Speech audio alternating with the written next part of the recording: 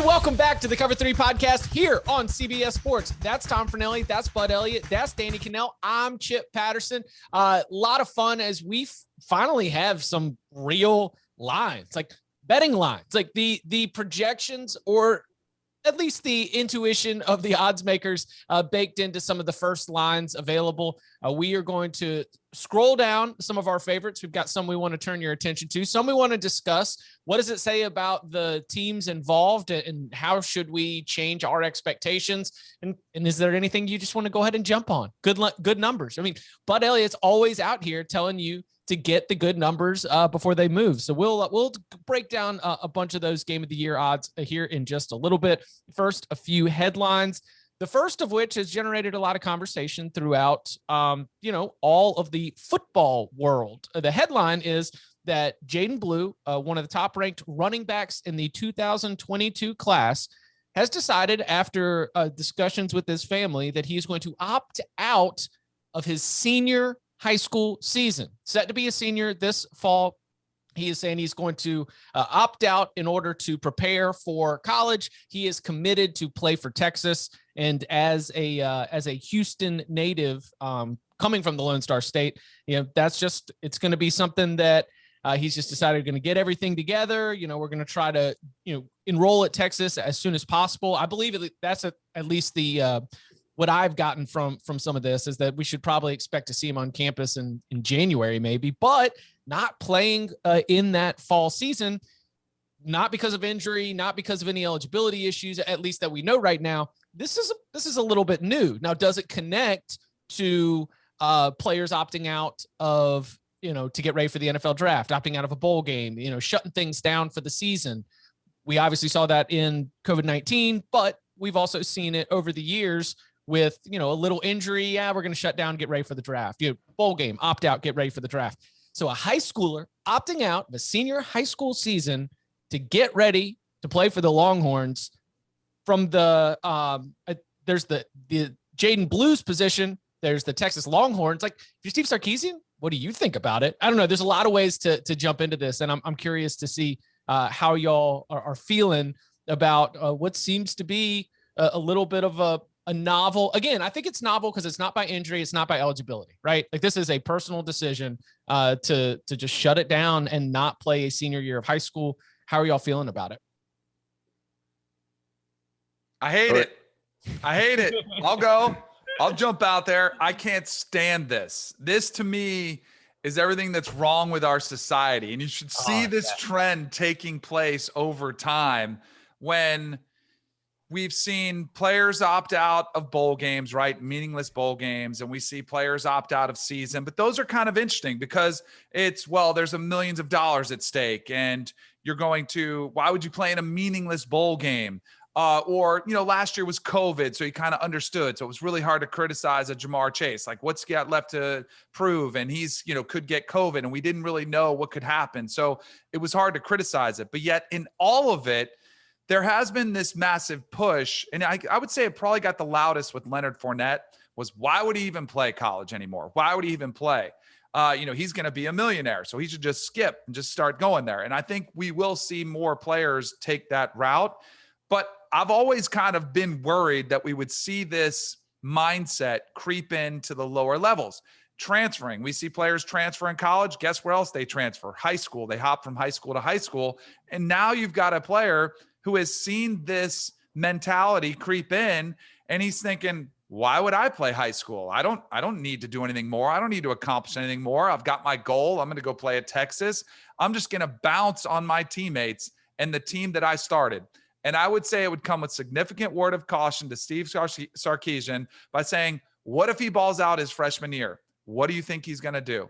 He's going to bounce for the NFL. And he might wait out 2 years because everybody would say, no. Why does he not getting paid? Just wait to go to the NFL. And to me, I just keep going back to the question, does anybody actually want to play the sport they proclaim to love? Like, is it all about the end game? Is it all about the scholarship? Is it all about the money? What happened to playing because you love to play the game? And it's beyond me how this is becoming so acceptable in our society. And I think it's dangerous. And I think it's I don't like a precedent that's being set, and that I don't think he's going to be the last one to do it. I think the concern over this is pretty overblown, guys.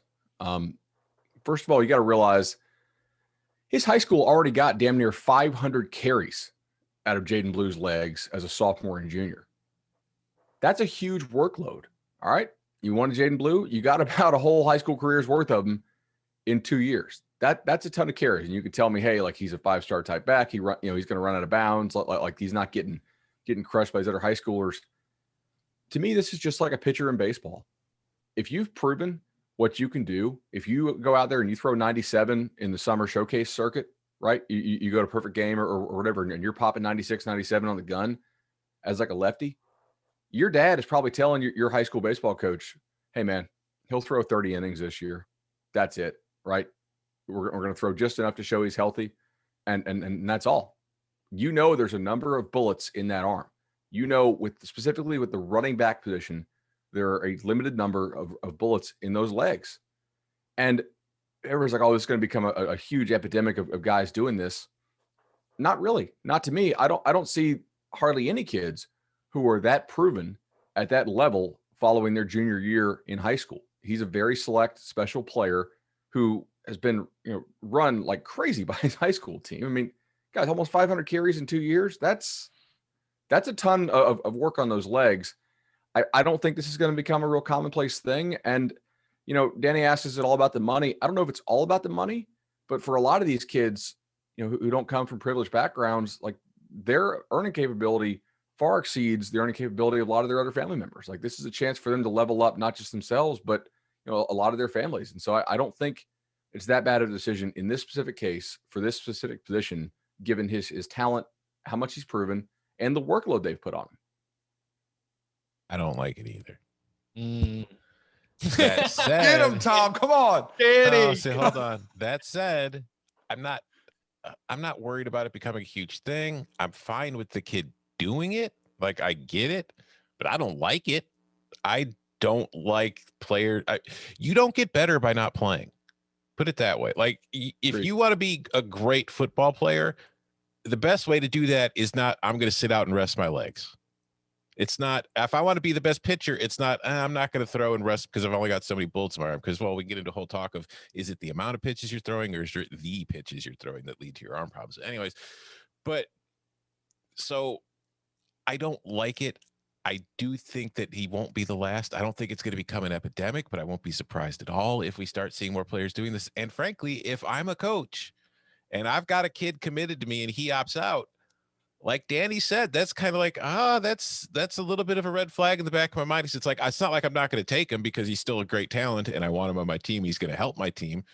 And especially now, maybe in the transfer portal age, I'm not really counting on having anybody for more than a year, especially if they're highly rated. If they don't play right away, they're probably going soon as it is. But it's in the back of my mind. It's like, well, crap, is he going to do this now? Like if I give him the ball too much as a freshman and he plays well, or if I give him the ball too much as a sophomore and he plays well, am I going to lose him for his junior season? Is he going to pull the same thing? Be like, I'm opting out and waiting for the NFL. And so for coaching, yeah, it's a red flag. Just philosophically, don't like it. Does everybody on your roster have to love football? Do you think that in order to be successful? But it helps. Yes, it helps. You want that's what every coach is trying to figure out. Who actually loves the game. That's culture. That's what we talk about when we talk about the culture of a program. Like, you can have players on your team who aren't, oh my God, everything my whole entire life. It's football, football, football. No, but man, if you've got people, but a lot of players on your team who are just playing to play to like, an end justifies a means type of situation, then it's not as good as having a bunch of guys who are 100% dedicated to the cause. I'll leave it at that. So there's actions and consequences, right? Like this is America. Let the kid have freedom of choice. Let's see what the consequences are. If you're a total freaking stud, the consequences will be zero. We just saw this in the NFL draft. If you are really, really good and you opt out of your senior season, the NFL doesn't give a damn. If you're not as proven as you think you are and you opt out, the NFL might actually care a little bit. We saw this with some guys in the draft. Jamar Chase, pretty much proven. Top 5 pick. Other dudes who opted out, not as proven. Some of them actually went undrafted. So let's see. And just like the transfer portal, right? Oh, man, these kids are all going to jump in the portal. There's a lot of these kids in portal purgatory who finding out they ain't quite as good as they think they are. and they're going to have to drop down to FCS or in some cases D2 because there ain't scholarships for them. Here's another aspect of this to look at too that I wonder about, because I don't even really wonder. I think I know the answer, but again, I don't. If he wants to do it, that's fine. I don't do it. It's cool. Do what you think is best for you. But is he doing this if he's not already committed to Texas? No. And Okay. I don't, and this So it was weird to me that he also, like, from his statement, football is a brutal sport and the wear and tear associated with the running back position is undeniable. That's a strong statement on the sport of football from an 18 or a 17-year-old going into his senior year of high school. This to me is getting bad advice. This is listening to a lot of people because it is. And people like Bud, apparently, who are out here saying, oh, you got to keep track of your carries and the running back shelf life is only this. Be the best version of yourself that you can be and worry about the rest later. Like, and to me, like, what about because I think we've totally lost the value of team in team sports. Like, it's one thing if you're a tennis player or a golfer and you just go out there and it's you against everybody else. But when you're on a team, I was always taught on every team I've ever been on that the team is more important than your individual. And yet everything we're hearing in our society is you got to take care of you. You got to get yours. You have to get your scholarship. You have to get your draft pick solidified. You have to get your money. And that goes against everything in team sports. So there's this conflicting messaging that's going on. For the carries, 500 carries in 2 years, Bud. Is that right? Almost 500? Almost. Yeah. It's close. What a workload. You know what Derrick Henry says to that workload? Have you seen his high school stats? In his senior year alone, he had 462 carries. 1 year, 462 carries. That adds up with his freshman, sophomore, and junior year, of which he had 313, 313, and 309, to a grand total of 1,397 carries in high school. I think he's doing okay. I mean, I don't think we should be. High school is a different level. Even if you're in Texas, I mean, Derrick Henry was in Florida. I mean, it's some of the best football in the country. He was at Yulee, but yeah, which is but like even running over still, eighth graders. I mean, it's what it looks like on the highlight. It does look like he's playing. It's bad. Right. Yeah, no, I get where you're going, because I agree with you, Danny. Like, there are only so many carries in your legs as a running back. I buy that completely at the upper tier college level and in the NFL, because that's where the pounding takes place. That's where the physical grind takes place. It ain't happening when you're 16 in high school football. I don't care about that as for a 16-year-old playing against high schoolers, even if it's in Texas or Florida or, Ohio, California, wherever the top tier high school football is. I don't buy that argument for a minute about the wear and tear on the 17-year-old body running through 215-pound kids. I know we don't want to spend a whole podcast on this, although I could. One of the comments, because I was looking at Jayden Blue's, announcement that he made on Twitter, and I don't like the fact that he even references the NFL. Like, I honestly, if he would have said, I want to make sure I get my degree, I want to make sure I'm prepared academically, I'd probably be way more accepting of this, right? He did. Like, he said, he did. I want to focus on my academics and training/rehab. It was a blurb in there. It was kind of like because he had to. So it is in there, but definitely wasn't the priority. It was more about achieving your dream and the grind of the running back. And it's like he had done the statistical analysis on it that he got from Bud. But so if you want to hear a lack of awareness and just a clueless mindset, first of all, let me say this. I don't like anybody weighing in on Jayden Blue's Twitter, because there are a lot of fans that are ripping him, and they're probably not Texas fans. But then you see Texas fans like applauding him, and telling him. So here's this one from a Twitter responder on his announcement. I applaud the decision.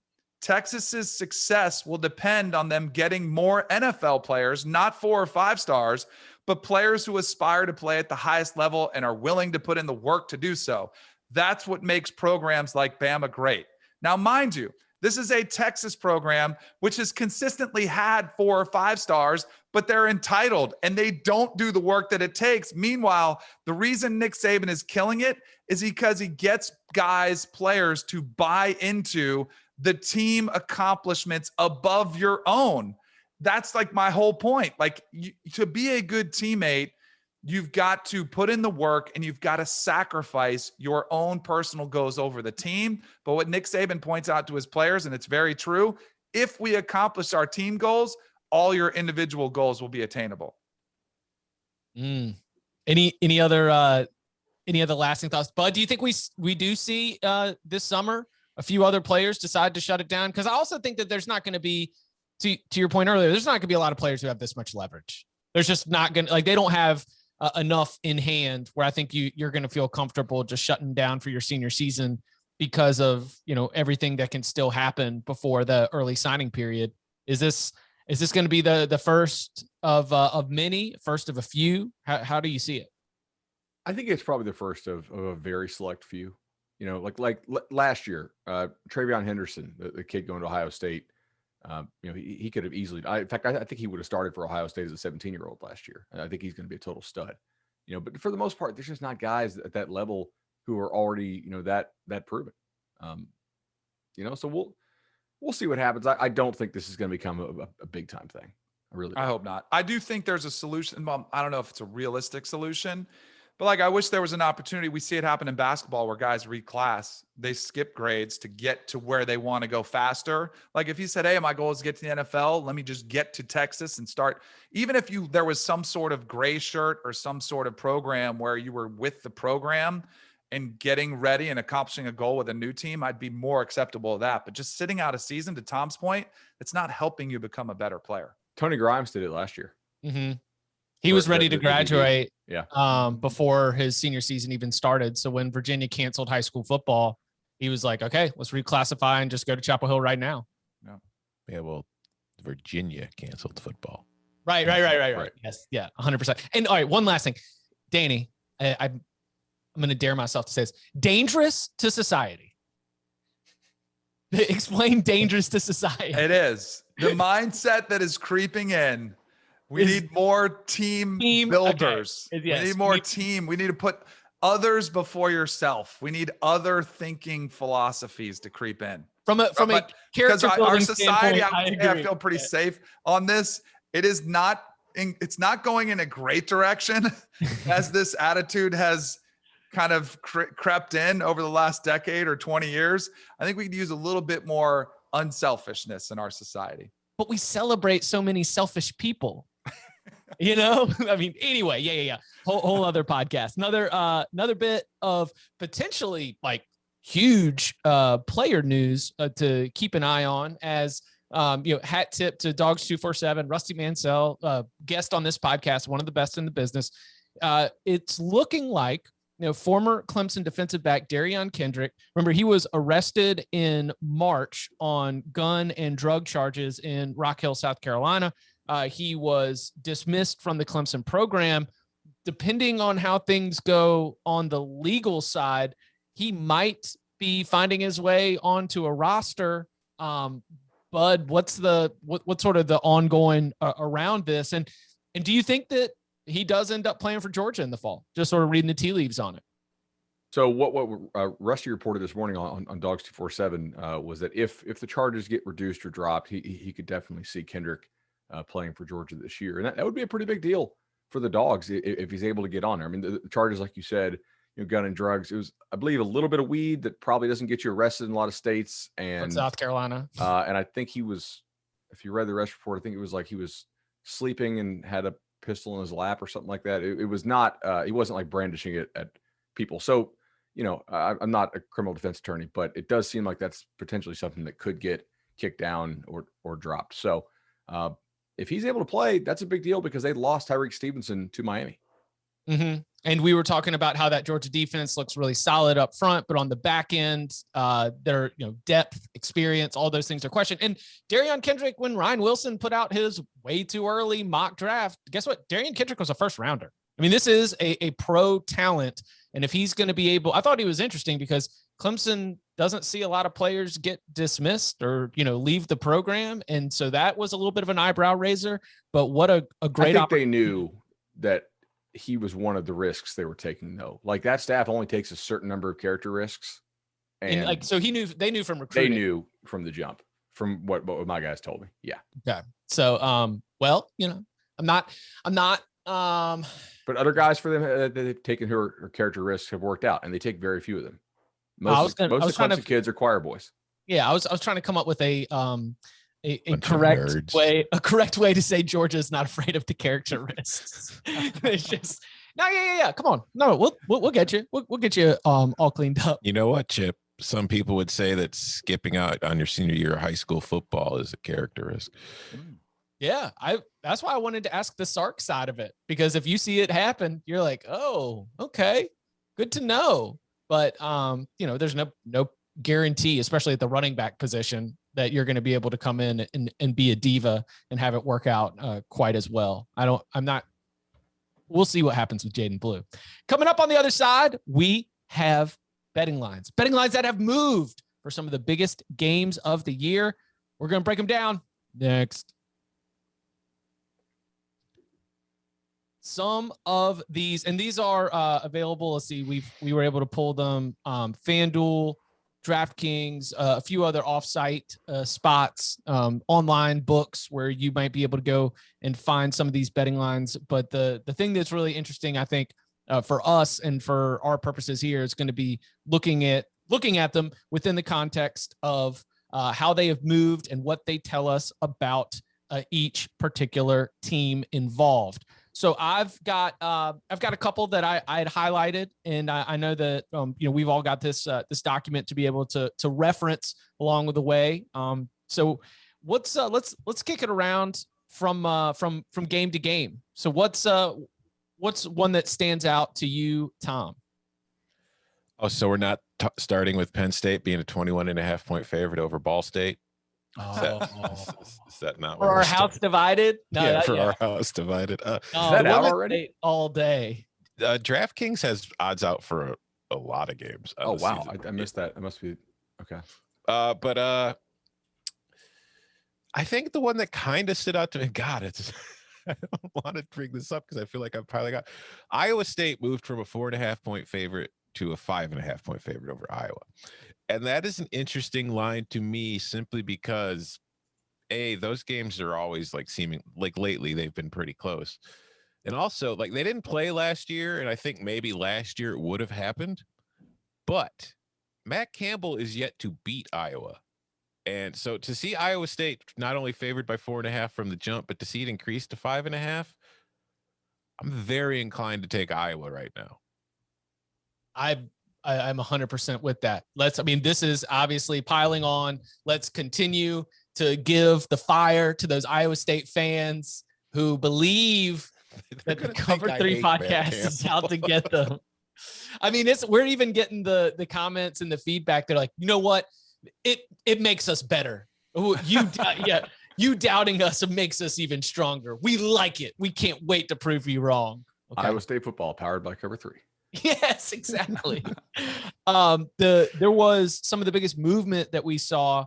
The Iron Bowl, a lot to learn about this Brian Harsin Auburn team before the end of the year when they do end up meeting, but opened at 18.5, dropped a field goal down to 15.5.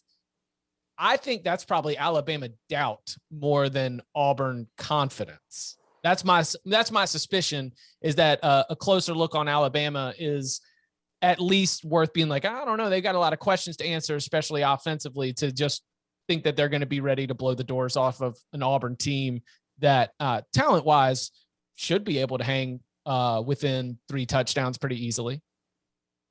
The only two thoughts I had on this were, I get it, because I know the South Point Sportsbook in Vegas opened it at 13.5. So FanDuel at 18.5 is obviously pretty high. And there were a lot of these that had different books had 4 or 5 point differences.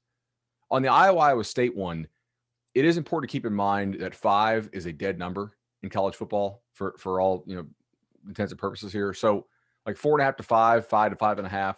You really should probably not buy points in most circumstances anyway, especially not at the prices that are charged. But you'd never want to buy on or off a 5 in college football, because it's just not a relevant number. Teams don't win games or even attempt to win games by 5 usually. So I don't think there's that big of a deal in Iowa State jumping. I think the bigger read there is that it didn't go the other way, like Tom mentioned.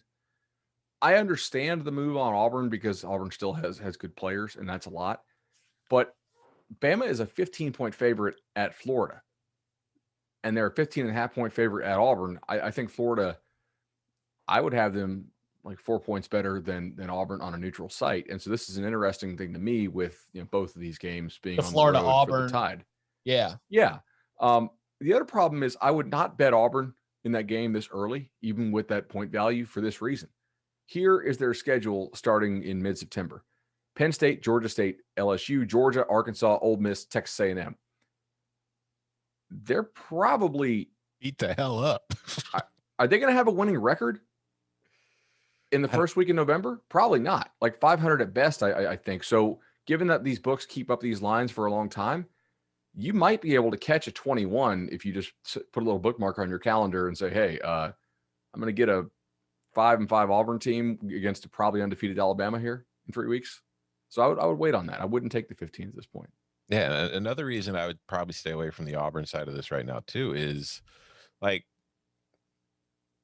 I know that the Iron Bowl in recent years has tended to be, a closer game. Auburn's pulled off upsets, but we know how important it was to Gus Malzahn to win that game. And obviously, as the head coach of Auburn, it's not like Brian Harsin's not going to realize, oh, well, yeah, I should probably win this game. It's pretty important. I guess the fans care. It's just, you got the feeling that Gus saved something for that game every single time. And I don't know. I need to see Brian Harsin coaching in that game before I want to really figure out how's he going to approach, the Iron Bowl. Danny, what games stand out to you? So I got really excited when I saw all these. I thought overall, like when you look at the lines for the Gators, it does seem like Vegas is down on the Gators prospects. Fair to say that? Like question marks, Emory Jones. Like I thought overarching, like I was like, oh, okay, the 14-point dog. But I think they're only a 3. What is the LSU line for Florida LSU? I thought was. I'm seeing like Florida pick'em LSU -1. Right. So I was like, okay, and that's a team coming off 500 and a team coming off, a great year. So I was interested by that. The game that I thought, and there's certain weekends of the season that get exciting. That second week of the season with some of these conference, bragging rights, what means what for the Pac-12. The Oregon-Ohio State game, did that move at all? Because I bet that. It opened at 9. I took it on FanDuel. And you laid the 9? I laid the 9 gladly.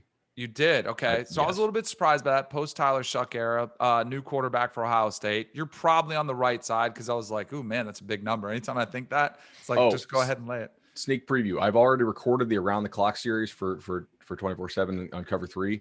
I think Oregon's secondary depth is a major question for them. And week 2 going to the Horseshoe, Ohio State has more than a couple of receivers you're going to have to cover. So that's, good point. So for the other game that kind of jumped out to me too was, Jim Harbaugh. We talk a lot about him. It's polarizing. They're underdogs at home against Washington, 2.5-point underdogs. If that game goes the way that Vegas thinks it, like, what does that mean? Like, what kind of conversations are we going to be having? Because I guarantee you Michigan fans think they're supposed to win that game. I probably feel like this is a good number where it's set at. But for me, like the implications of what it means for both these programs, and if Oregon does lose to Ohio State, which we all think will happen, the Pac-12 will desperately need this win to kind of carry the conference somewhat. So there's a lot of implications just in that week too. So I was curious to see some of those numbers. The other thing is Stanford, a 13.5-point underdog to USC on the road. I like USC, but are they that good? And I know Stanford has some question marks too. I just thought that was a big number. That opened 14.5. It did. And that was, I didn't get down on that one. But that was a little surprising to me. I wasn't sure if there was something I was missing about Stanford, but other people did bet Stanford. Anybody want a middle? Is it the Washington one?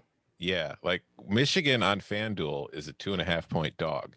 Michigan on DraftKings is a 1.5-point favorite. And at South Point, Michigan's a 2.5-point favorite. So you can get a 5-point middle there, although you can't have a 0 in college football, unlike the NFL. I can try, damn it. But Danny, you point out something that's really cool. I mean, it is the Pac-12 North, Oregon, Washington against Ohio State and Michigan. And like, however that ends up, if that comes up 0-2 for the Pac-12, I mean, night, Yeah.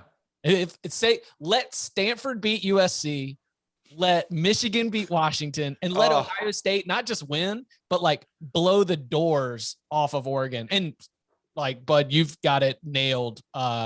If any team is concerned about their talent and depth in the secondary, you're cooked against Ohio State. You just have no chance because they've got 6 pros that are ready to come torch you on the outside.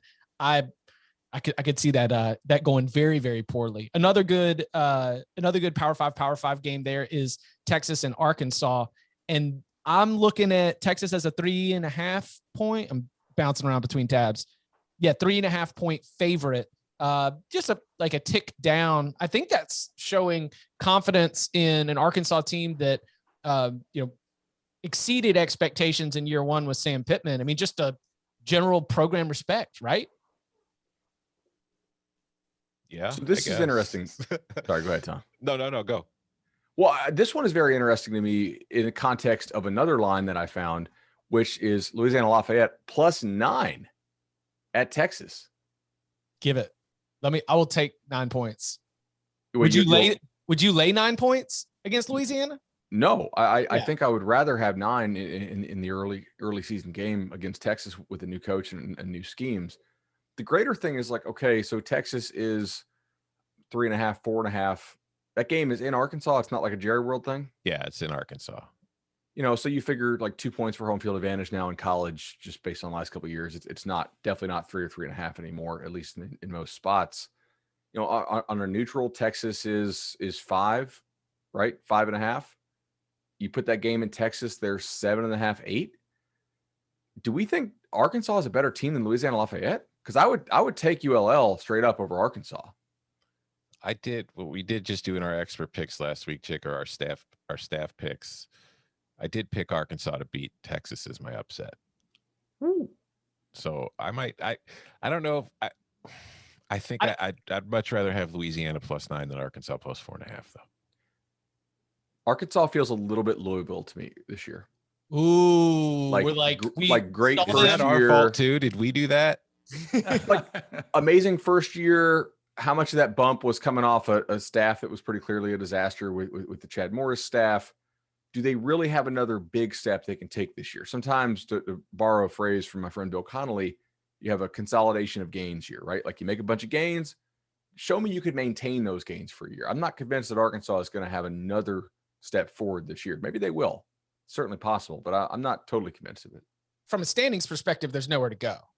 Right. Like if you want to say what's your next step, like they can probably make steps as a program without making steps in the standings and jumping ahead of teams because, FPI darling Mississippi State up here in the top 10. What are you going to do? Go beat them? Like Ole Miss with Matt Corral back and another year with Lane Kiffin offensively. Like you're very, very quick. You think a bounce back year for LSU. Obviously Auburn, there's some, high expectations, even if the schedule's strong, like you're running out of options to be able to move them forward. I would take Louisiana over Arkansas on a neutral, but I'm going way too hard on the idea that they just are bringing every single person back, that they've got 9 super seniors and they've just got this, 96% number 1 in the country for returning production. I mean, that's bananas to think of all those tackles and all those yards that they have back. I think that I'm just going to end up leaning on that, even maybe to my detriment. But I'm a big fan of. I think Louisiana is going to beat Texas, and I think I would pick Louisiana on a neutral against Arkansas. Doesn't that seem to? I mean, losing your non-conference game is what Texas does. It was Maryland 2 years in a row, and now we're just going to sub in Louisiana. It's going to be the same wild frustrations. One of the reasons I picked Arkansas as my upset was Texas has to open the season with Louisiana. It's got a game it has to focus on. Arkansas's got Rice, so Arkansas can kind of just prep for Texas for an extra week. Meanwhile, Texas will be coming into week 2, probably fresh off a tough win against Louisiana. Maybe Arkansas catches it off guard. So one of the games of the year is Georgia and Clemson and Charlotte. And the way that it is opened is with the Tigers as a 3 to 3.5 point favorite. And does that feel correct to you? DJ Uiagalelei, but JT Daniels, I don't know how I would handicap that from a quarterback position. I think I would give DJ the edge just because he's also a linebacker running downhill and has shown the ability to flex that part of his game, just in terms of, tight game coming up with plays, but 3.5 feel right. Is George Pickens playing? No, I'm assuming that he's out until December. I like Georgia. I think they're going to win the East. But when you talk about these two quarterbacks, I think you do have to consider the opposition. I mean, DJ went to South Bend against a playoff team in Notre Dame. JT Daniels' 4 games were against Mississippi State, South Carolina, Missouri, and then Cincinnati. Cincinnati's a good defense, and he had a good game against them. He, kept them in it and brought them back. But I still think what DJ did against Notre Dame was more impressive. That's going to be I think the line is probably set about right where it should be. Like it's just tempting enough. Like, and I hope it lives up to the expectations where it is a field goal game, and I think it should be. But as far as the quarterbacks go, it's slight edge to me for DJ. Yeah, I really don't know which way I want to lean on this one. Blind under. That means it's a good line. Yeah. Right. At 3, I really have no interest. At 3.5, I have a little bit of Georgia interest, but it's not something I want to fire on this far out. Like, if you're betting this far out, you want to fire on the ones you're like, okay, what's the chance this goes way up? What's the chance this goes way down? Like, hypothetically here, what's the chance this gets to the key number north of 3.5, which would be, 6 or 7? Pretty little, I think. The chance that this gets down to like Clemson 2.5, I could see that happening. I could see that crossing to 3. So if I had to take something, I would take Georgia 3.5. That's lock in some value. You said if you're going to bet now, I just want to make the announcement that I did bet Michigan plus 2.5 against Washington at home, because that's something I feel very strongly about right now. Also, will Michigan home over still hit when running into the ultimate defensive coordinator, head coach Jimmy Lake, who has decided that we can play with just a nice, easy there's a game. When they finally start putting those up, what will the total for Michigan Washington be in week 2? 47. 48. They'll take it. Yeah, they'll take it north of 45, but it won't sniff 50. Over. I'm going over, baby. I do think that Kirby and Dabo are going to be at midfield, and they're going to be like, all right, let's just play a good old game, 24-21. Whoever can get it done at the end. Like, that's the big game. Dabo gets broken when the secondary is getting torched by wide receivers, and Georgia doesn't have the wide receivers. It's going to be the 2 best defenses in the country. It's going to be a game that's decided at the line of scrimmage, and Dabo will be more than happy to just put the ball in Uyunglele's hands in the 4th quarter and just like, all right, bud, let's go make it happen. Here we go. I got a question for Bud and Danny here. Notre Dame opened as a 9-point favorite. It's been bet down to 7.5 against the Noles. Bud, did you jump on the 9? Did you move it down? No, I thought was that you? No, we actually on Nolecast the other day we were doing projected spreads for their games, and I said I think for this one it should be not double digits but over a touchdown. So give me something that's 7.5, 8, 8.5, 9, 9.5 range. That sort of zone feels right. If you give me Notre Dame under a touchdown, I'm taking the Irish all day. If you give me Florida State and I'm getting like 11 plus, I'm going to take the Noles. Other than that, it feels kind of in that correct sweet spot. Mm-hmm. I don't know if we take it, Danny. No, I didn't take it. I just, again, this is one of those ones where I think you're great on the value. You got to see a lot more to play out kind of over camp and see kind of what's happening. There's still tremendous question marks around both teams, you know, but I just kind of want to, I don't have a good beat on either one. Do we feel any different about Notre Dame's starting quarterback?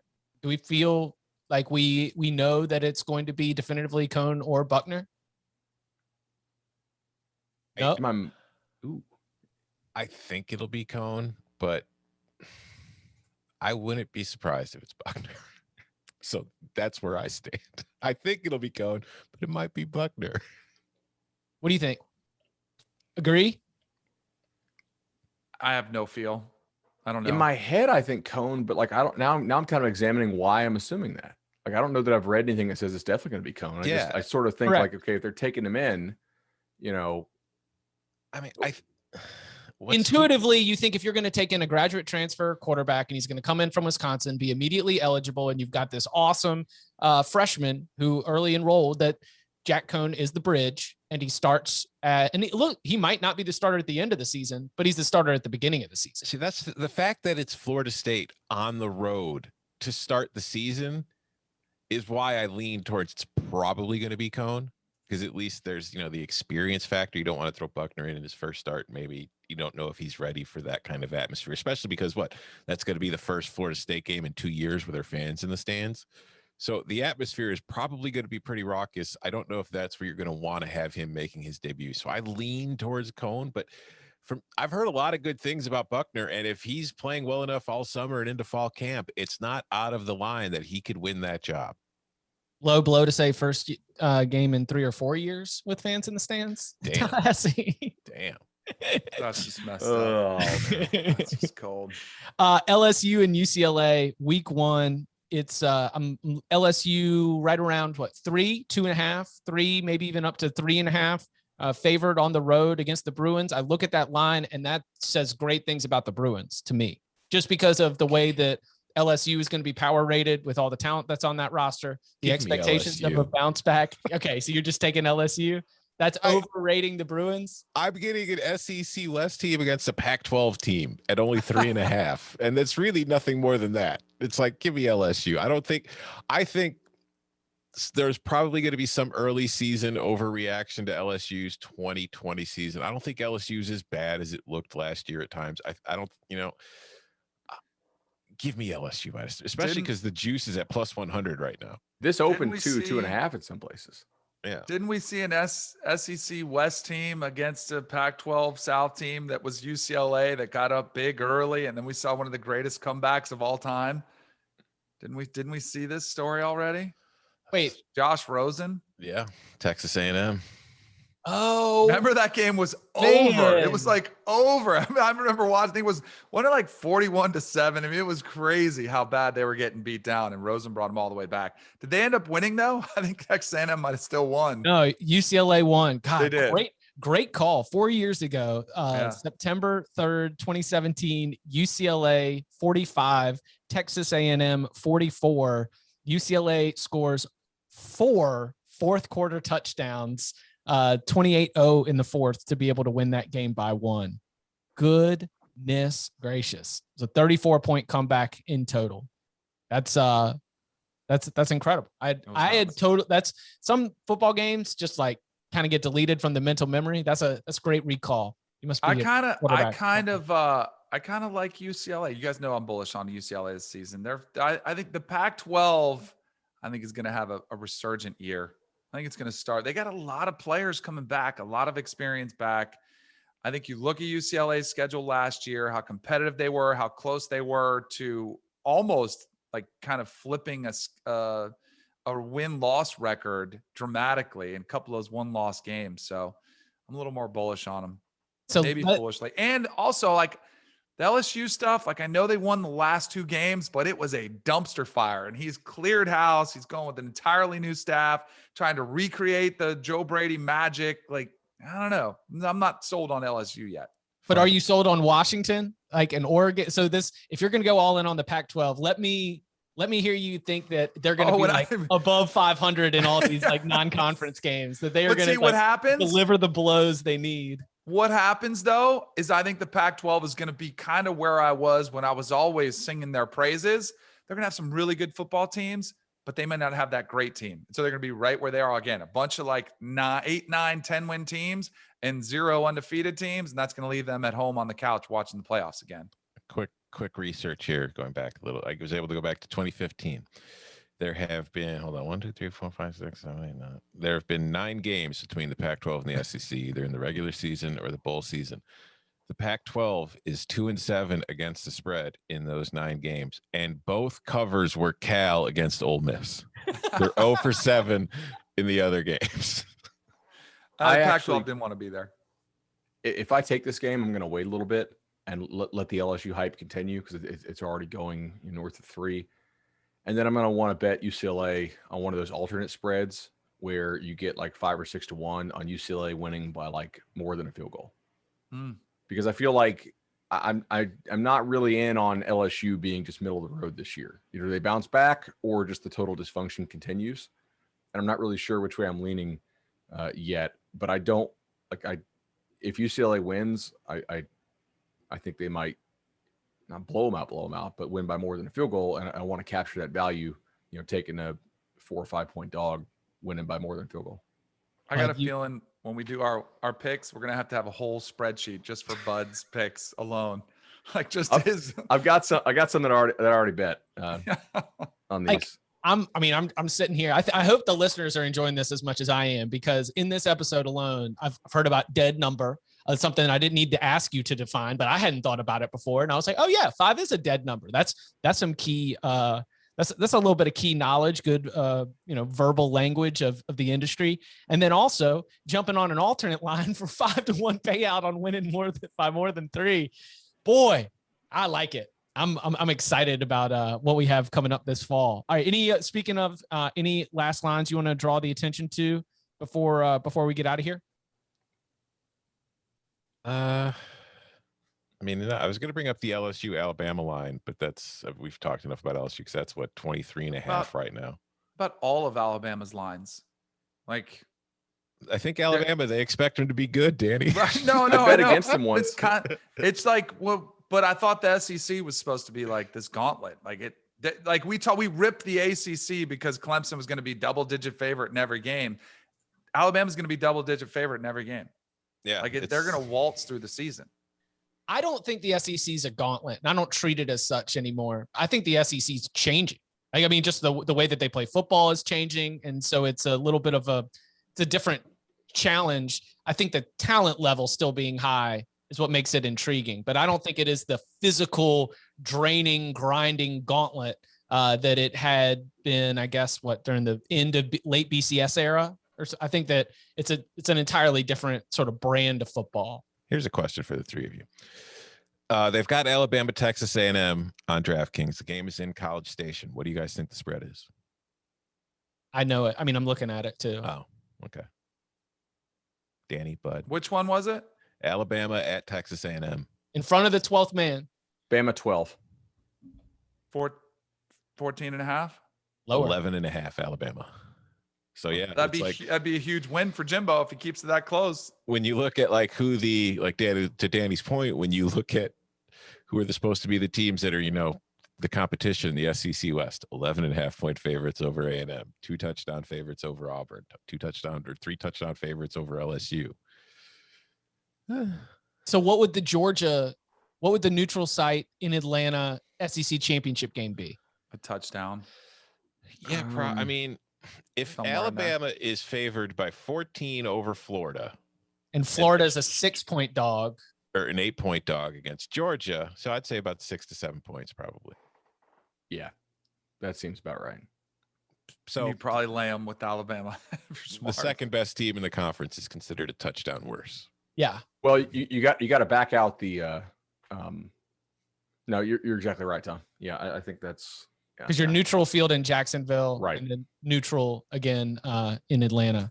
Yeah, no, I think that it's an Alabama thing where you understand these SEC teams are loaded with talent, but it's not like Alabama is proving anything to anyone just because they're playing on an entirely different level. I did bet Florida against Alabama at 15 in the swamp. I feel like moves like a point, I think.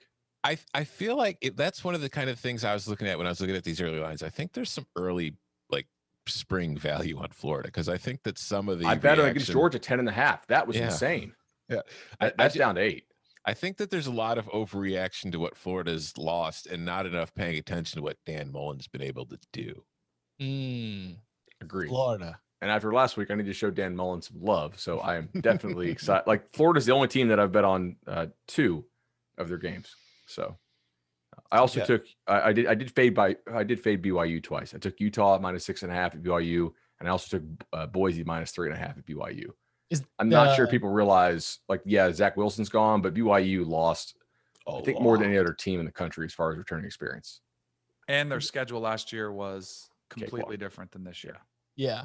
The when you take Boise, do you feel confident about Boise? Yeah, I think Boise has a very nice roster. They didn't lose all that much. I think Bachmeier, should be healthy at quarterback. I'm not going to assume somebody is not healthy. I know he's been banged up quite a bit. I think he's competent, and I like Boise to go in there and get that win. Yeah, I also think there's a lot of baked in so far in Boise as far as the process and the program. Yeah, and you're just going to high floor, very, very, very, very, very high floor kind of program. Chip, I got one for you. All right. Did you see what I don't think DraftKings or FanDuel had it, but South Point in Vegas did, what they opened UNC at NC State? No. 11. I would take the Wolfpack. It got bet down to 7.5 pretty quickly. Yeah. That's I saw North Carolina. I saw North Carolina. I would love to have that one. 3 against Miami. I think that probably feels about right. And then what was only the 4.5 point favorite at Pitt? Ooh, Pitt. Where does that fall in the schedule? They're going to pit it Week up, 11. baby. Is there like a trap element to that? North Carolina at Every game against Pitt is a trap game. Well, that's fair. That's true. North Carolina and Notre Dame. I'm seeing pick 'em, and that game is in South Bend. I'll take Probably Notre fair. Dame. UNC beat them up, or Notre Dame physically beat them up at the line of scrimmage last year. Well, we do think that North Carolina's going to be better at the line of scrimmage, do. on the defensive side of the ball. But that's brutal. They get a week off. Okay. They get a week off after playing Florida State and Miami back-to-back, both at home, week off. Then they go to Notre Dame, and that'll be a primetime South Bend game. The Pitt game is on a short turnaround. They go Wake at home, and then Pitt is a Thursday with only 5 days to prepare. So that would be the only schedule element to the North Carolina Pitt line. It's not trappy, but it's at least short time to prepare after playing Notre Dame and Wake Forest in back-to-back weeks. Do you guys want a story real quick? What happens Yes. now? I kind of want to reveal myself because I don't want to act like I'm not paying attention to you guys as we're getting late in the pod. But I tweeted something out while you were talking there. Because I saw Rich Lerner send a tweet about his interview with Phil Mickelson. This is my ADD. Like, I have a bunch of different things going on at once. But I actually saw the interview when they were standing on the green with Phil Mickelson this morning. And Rich Lerner said, his tweet said, Phil Mickelson joined Brandel Chambly and Justin Leonard and me after his historic win. He was gracious, funny, and demonstrated why one day he'll be a phenomenal lead analyst. Suddenly that day seems a long ways off. So I saw that comment. And I watched it. So I like giving other people credit for doing the business. So I said, that was incredible TV.